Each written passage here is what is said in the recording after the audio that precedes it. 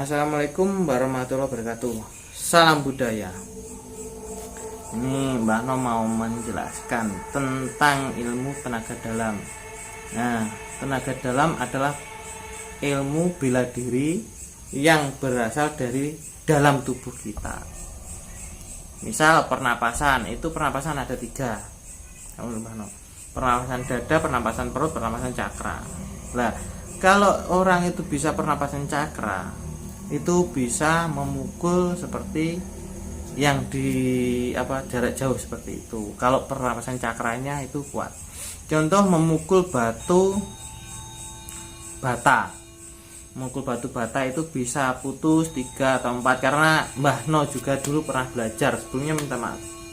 Nah, pernapasan tenaga dalam itu latihan Mbah No dulu mematahkan batu bata sampai tingkat 5. Di situ aja ada tingkat sampai 10, sampai 15, sampai 20, sampai 25 maksimal. Itu juga putus semua.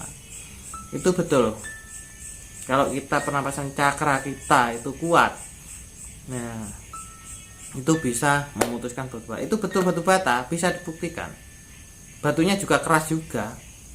Gitu. Batu bata merah itu latihannya karena itu ya masih pertama, masih ini bukan untuk kesombongan juga. Kalau pengen tahu juga ada. Silahkan datang nanti ke pencak silatnya Mbah No gitu. Nanti kita lihat. Memang kalau orang awam tidak ada latihan menonjok batu bata 2 pun ya tangannya sakit gitu. Nah, ini pernapasan cakra itu pernapasan itu juga buat bertarung zaman dulu. Tapi sekarang kok buat acting. Aduh. Nah, untuk bertarung untuk dari jin juga itu juga ada gerakannya sendiri-sendiri gitu loh. Ada gerakan napas, tarik, tahan, lempar, tarik, tahan, lempar, kan gitu. Jadi itu yang dipakai pernapasan cakra tuh. Jadi kalau perang itu pasti ada, kita melihat dari rasa. Kalau kita pencak silat pasti tahulah, ilmu rasa pasti tahu. Kalau kita bela diri silat, walaupun semuanya pasti ujung-ujungnya nanti kita belajar ilmu rasa. Jadi Mbah No pun juga begitu. Dari pembelajaran Mbah No itu juga mengajarkan ilmu rasa, ilmu kepekaan. Jadi gitu. Ilmu rasa sudah saya terangkan dari video yang sebelumnya, yang kemarin. Gitu. Kalau mau lebih jelasnya datang ke rumah atau nanti komen atau WA. Jadi semua itu adalah ilmu rasa. Makanya pencak silat itu dari awal kita mulai itu dari pondasi, dari gerakan, dari fisik, semua itu diuji. Sewaktu kita itu sudah di tingkatan ilmu rasa, itu ilmu rasa. Jadi orang itu jadi tidak takabur atau tidak sombong. Begitu. Nah, setelah belajar ilmu rasa terus mendapatkan rahmatnya Allah, jadi orang itu tidak menyalahgunakan atau imannya itu kuat. Nah, sebelumnya jangan lupa subscribe and like, boleh komen asal sopan. Jadi kita nanti Mbah No akan tunjukkan ilmu bela diri yang Mbah No pelajari gitu. Jadi ilmu tenaga dalam yang dimodifikasi atau dicampurkan atau dikalibrasi dengan ilmu gerakan tenaga dalam atau ilmu bela diri. Jadi begitu. Jadi pertama itu kita harus disilat itu pasti dididik jasadnya dan mentalnya, baru kerohaniannya. Karena kalau sebelumnya langsung dididik ilmu rasa, itu nanti jasadnya kalau tidak kuat bisa menjadi orang gila. Seperti itu. Jadi penjelasannya ilmu tenaga dalam itu ada, tapi tidak untuk dipamerkan, tidak untuk dijual belikan, karena kita belajar ilmu bela diri, ilmu tenaga dalam nanti disatukan dengan rasa. Jadi begitu, tonton terus channel Mbah No, kalau bermanfaat dibagikan dulu kabar. Jangan lupa subscribe, like, komen boleh asal sopan. Tonton ini ya, gerakan Mbah No itu ada energinya enggak? Gitu. Oke. Assalamualaikum warahmatullahi wabarakatuh. Nah, ini Mbah No mencoba gerakan-gerakan Mbah No, coba dinilai sendiri ada tenaganya enggak dari tenaga dalam atau pernapasan cakra. Nah, kita salurkan. Yang punya indera keenam, coba pandang Mbah No itu gerakannya, auranya bagaimana. Siap, kita praktek. Jangan lupa subscribe and like, boleh komen asal sopan.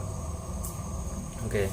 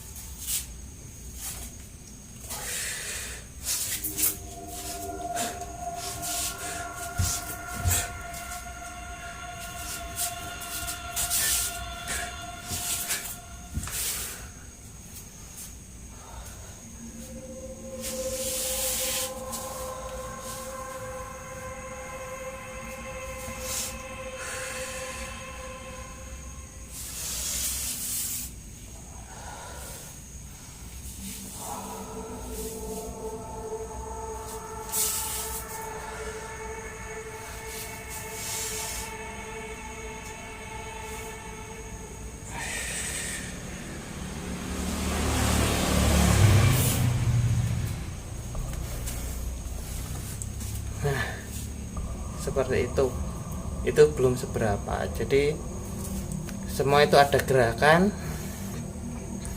ada olah nafas begitu. Jadi perasaan tenaga dalam itu ada, tapi benar nggak gerakannya itu. Jadi kalau bagi Mbah No kok kurang pas, karena seperti itu. Kalau gerakan benturan mulai hal gaib itu juga ada ilmu tenaga dalam, dibuat ilmu rasa atau dicampur di ilmu rasa. Terus gerakannya itu juga ada tenaganya, jadi orang bisa terpental sendiri kalau dia masukkan jin. Tapi kalau dia tidak kemasukan jin, terus dia cuma pura-pura acting, lah lebih baik kalau nanti dia itu tidak ada jinnya, pasti kena gitu loh. Kita tonjok itu pasti kena, apalagi kita tidak disugesti. Kalau makanya kalau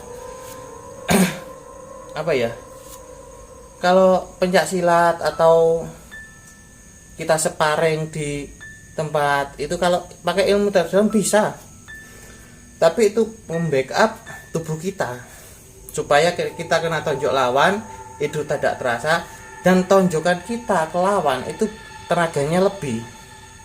Jadi begitu. Jadi kita misal ada tonjokan kena kita jret, terus kita balas tonjok. Nah, nanti tenaga kita itu kalau kita zoom pakai tenaga dalam itu lebih gitu loh. Saya tonjokan kita biasanya itu 1 kilo beratnya, kalau kita menonjok dengan tenaga dalam itu bisa 2 kilo ya 3 kilo.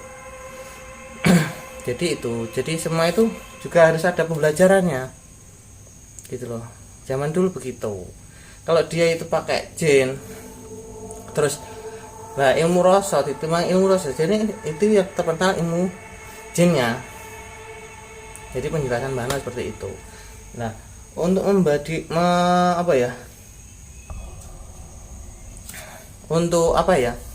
membedakan orang kerasukan atau cuma stres atau apa yang dibilang depresi, tekanan batin, itu aja juga ada perbedaannya sendiri-sendiri. Jadi begitu. Tidak semua itu orang bisa kerasukan. Kebanyakan itu orang yang depresi, tekanan batin atau tekanan mental. Jadi orang itu kemungkinan kecil bisa jin itu merasuk dalam tubuh kita, itu kemungkinan kecil, bisa cuma 20-30%. Tapi kalau orang di bawah alam sadar itu lebih besar, itu pun juga bisa cuma masuk ke depresi atau tekanan mental atau stres gitu penjelasannya.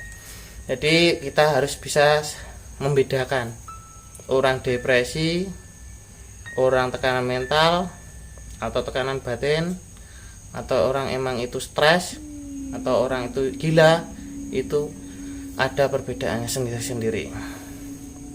Jadi mohon kita bisa saling cerdas membedakan apa yang benar, apa yang salah, apa yang kurang pas, apa yang tidak pas.